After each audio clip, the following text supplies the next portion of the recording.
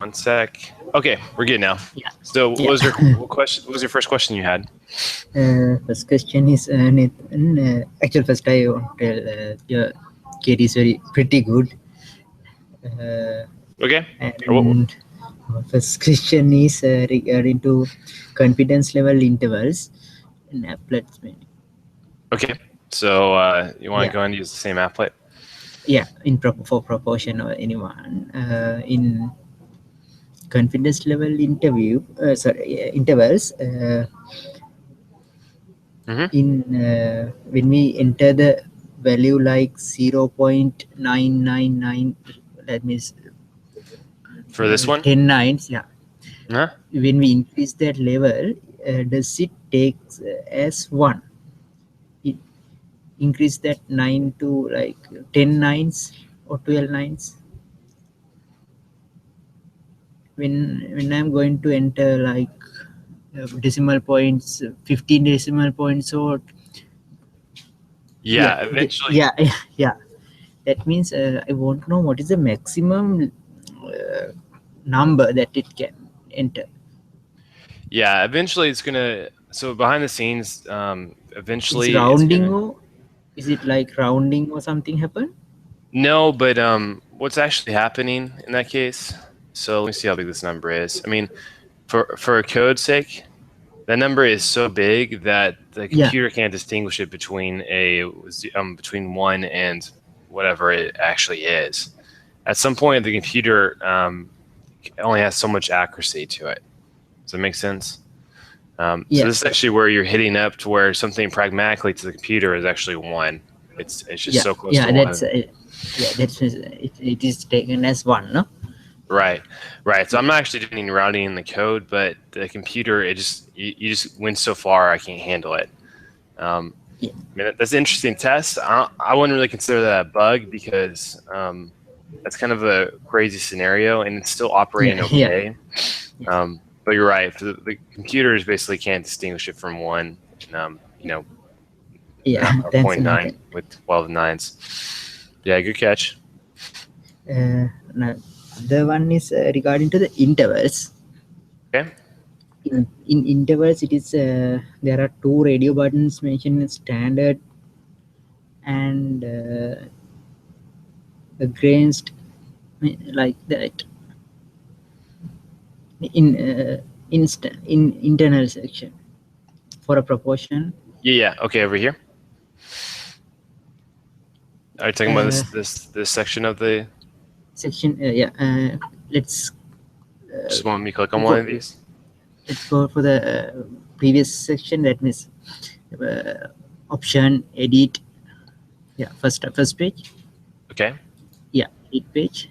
In there, this is for proportions. This is mean, no? Yeah. Okay. So you want me to pull up the proportion scenario? Proportion. Got it. Okay. Proportion. For a proportion, in the interval section, there are 2 radio buttons. You can see standard and against. Rusty cool. Yeah. Yeah. So were you confused about what those were? Yeah. What are those 2 radio buttons? And in the latter part, there's a seeding for random data. What is the meaning of using dynamic seed and use fixed seed?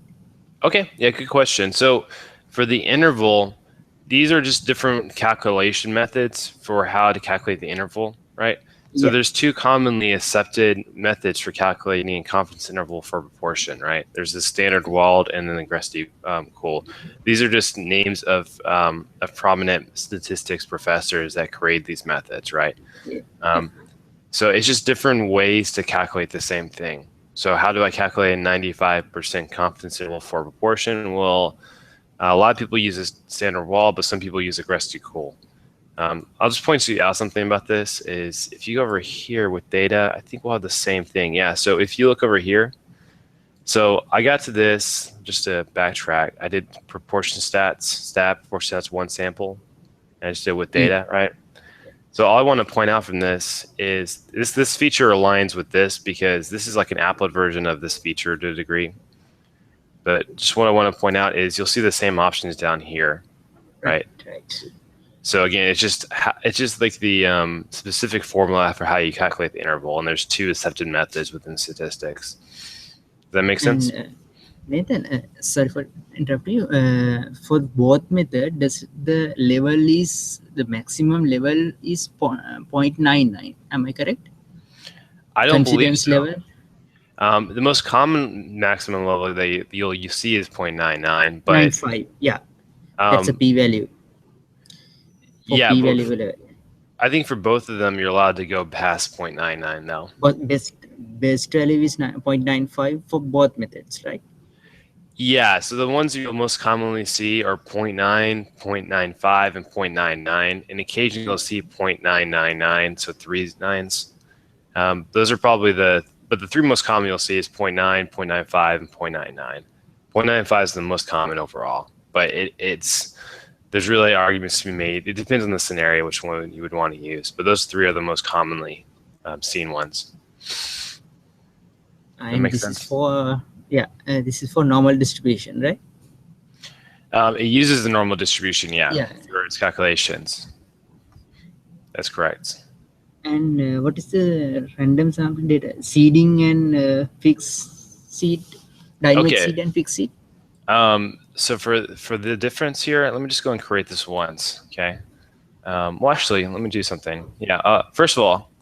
What's the meaning of seed, Nathan? Basically, it's how do I generate the data, right? All right. So by default, we do a dynamic seed. That means every time you open this applet, you're going to get different results, okay? So what we're going to do, I'm actually going to open the same applet side by side with another version of the applet. I'll just show you the difference between the two, okay? So again, both of these are using dynamic seed. All the options are exactly the same, right? So you'll notice, if I can make these a little smaller so you can see them both on the same screen. So you notice these aren't identical, right? Yeah. So they're different. That's because they're using a dynamic seed. That means each time you open this applet, it's going to use a different random generator, okay? Yeah. So it's going to have different results, right? What I could do, though, is one thing we've added recently was the idea of using a fixed seed. So if I have the same fixed seed, if I do the same order of operations, I'll get the exact same results. So if I click on fixed seed over here, I'm going to do the same over here on the left side. And I'm using the same fixed seed for this. What you'll see is these results are exactly identical. Yeah. So basically, for random generators, you're always using a seed for how to create it. To make it random, though, you just randomly pick that seed, right, in some method. But if you wanted to make it exactly the same, you could use the same initial seeding. And now every time I do something, so if I add 100 here, the next 100 are going to be exactly identical also. Does that make sense? Yeah. Yeah. So if I wanted to have predictable results, I would use fixed seed. So if I'm teaching a class, which is how these would be used potentially, I might know a scenario with a certain seed. So I want to know what's going to come up in class. So I use a certain seed so that I can predict what's going to happen. So for testing's sake, basically, for your sake, what you need to know is the seeding has to work appropriately. That means if I had two applets side by side and both have the same seed, that means if I do the exact same operations, then it should get the exact same results. So forevermore, if I do the exact same thing, the 300th interval will be exactly the same as the 300th over here. Does that make sense? Yeah. Thanks, Nate. And yeah, good question. Next question is Nathan, in plotter, confidence interval plotter, what is the true parameter? Means. Okay, let me pull up the scenario for that. Yeah. Yeah, that'll actually work. And what is the possible values for the true parameter? Okay, good question. So true parameter, basically what's happening for these is we want to, all the true parameter really is going to do is it's going to change based on how many of these contain it. So I put this at, let's just say 3. Yeah. These two both contain 3, so they're going to show up as containing that parameter. What's happening in reality for confidence intervals is they're just giving you we're saying we're like, say, 95% sure that this parameter is somewhere in the interval, right? You'll see it over here. me just put the last one I had up.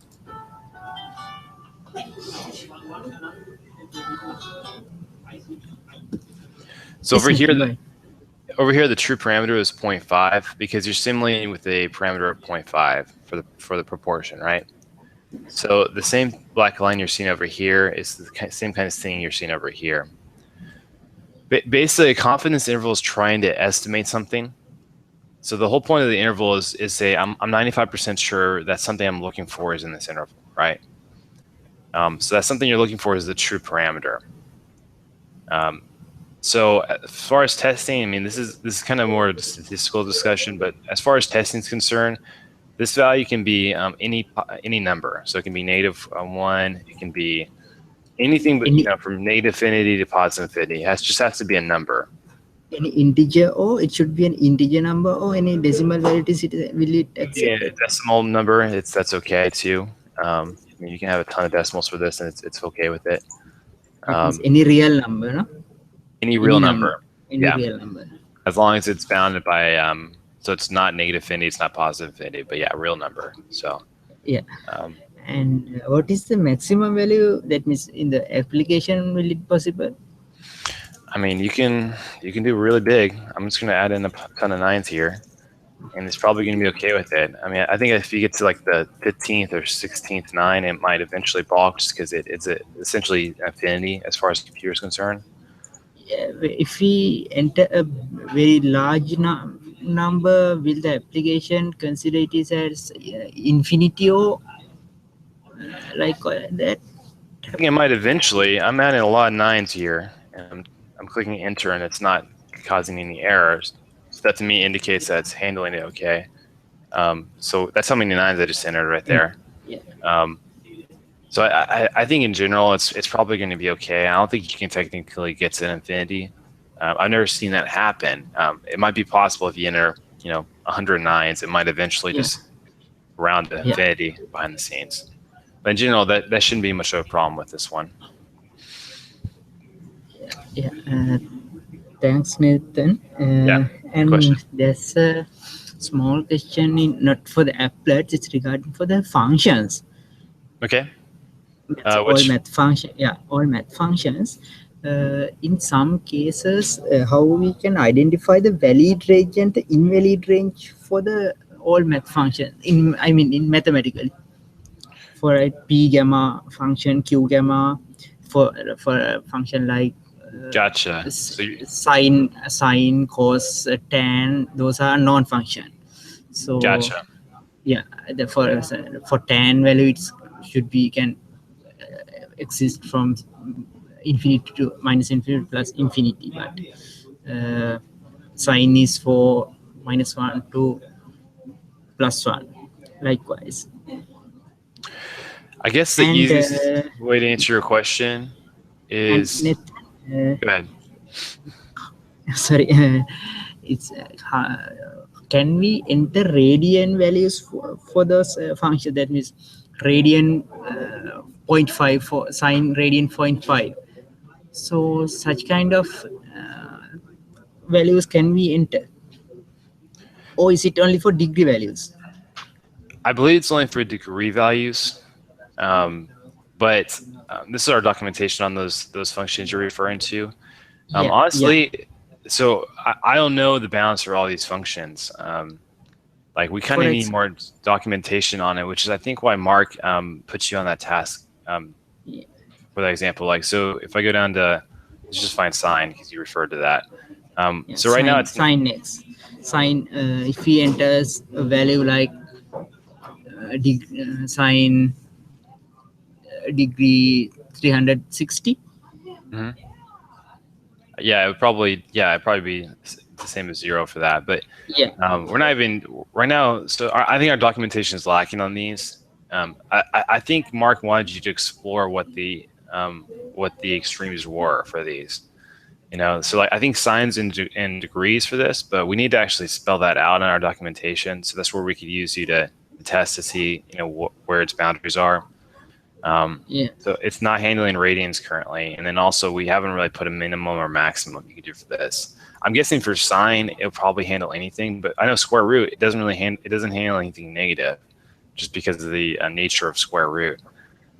So some of these we kind of need to add more information in our documentation, and we also need to confirm that it does work on the range it should work on.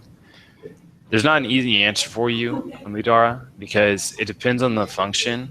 And for a lot of these, I don't know because they might be limited in ways I'm not sure of because we haven't documented that. For a function like tan, it should accept all the values, I guess. That means, and it should output should be till from minus infinity to plus infinity. Yeah, I don't think it's going to have output. Think about that. I don't think it's actually going to give you output from minus infinity plus infinity. It's probably, I think it's going to be between -1 and 1. I could be wrong on that. Let me just try that real quick. I'm curious, actually. But it should handle any kind of degree from that's not negative infinity to any real number it should be able to handle. Let's just do 10 of 9999. Yeah. Yeah, I'm guessing this one's only going to be from negative. Just I think it's going to be from -1 to 1. It's -3. Okay, hold up. I'd have to look at this one a little more. If it 10, 100.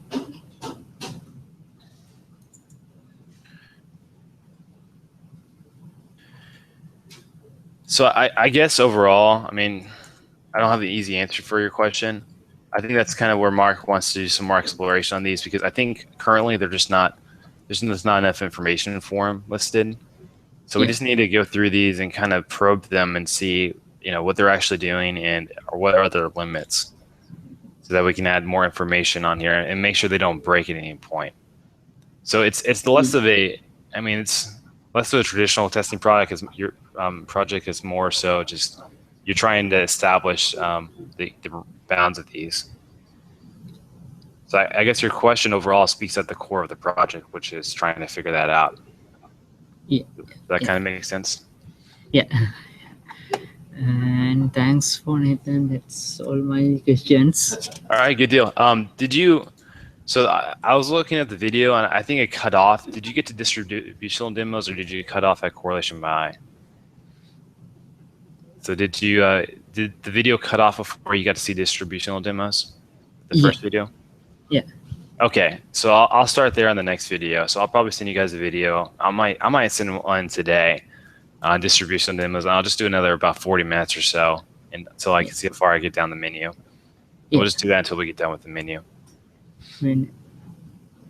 Games, histograms, and hypothesis testing.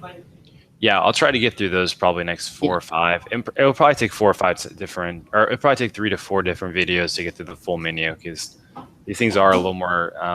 There's a lot more to test here, so make sure you guys get comfortable with them. But sounds good. I'll let you go here, and I'll send you I'll go ahead and just post the link to you. I'll send you the link in HIP chat for this video in case you want to reference it. Okay, thanks, Nathan. Okay. We'll go through those videos, and once if you have any questions, we'll get back to you. Okay, and in the future, I'll just I'll wait to schedule a follow-up session until I hear back from you guys on if you've watched it and if you had any questions about the video. And Nathan, one thing in StatCrunch menu, under the StatCrunch menu, there is also a Applet, and there's a separate Applet menu. Is there any difference between them, or it's the same? Exactly the same, and the only reason why it's duplicated is because originally there was no Applet menu, but as Applets grew, as we added more, we decided to give its own menu so that wasn't as hidden. But they should be completely identical, exact same applets, exact same items, everything. Exactly same, no? Yeah, exactly identical. Good question again. Okay. Thanks, Nathan. All right, take care. Well, have a good weekend. And wish you the same. All right, take care. See ya.